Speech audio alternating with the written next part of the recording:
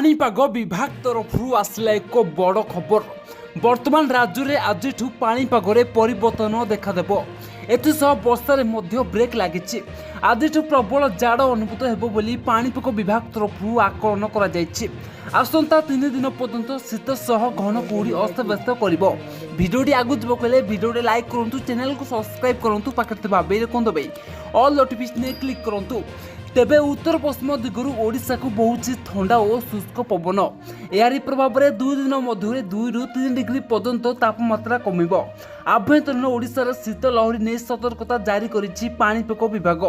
प्रबल जाड़ नहीं सुंदरगढ़, देवगढ़, केन्दुझर, अनुगुल और झारसुगुड़ा को येलो अलर्ट मध्य जारी करा जायछि। एथि सहित घन कुहुड़ी को नहीं आभ्यंतरीण एवं उपकूल ओडिशा को सतर्कता करा जायछि।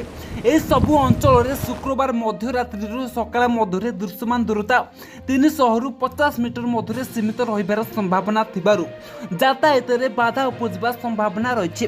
शीत लहरी समय शिशु एवं वयस्क लोक मानकु बाहर को न बाहरिबा पई परामर्श दिया जायछि। या सहित रात्रि समय रे बाइक रे लॉन्ग ड्राइव रे न जिबा को मध्य परामर्श दिया जायछि। सेति पई आपण माने अलर्ट रहंतु।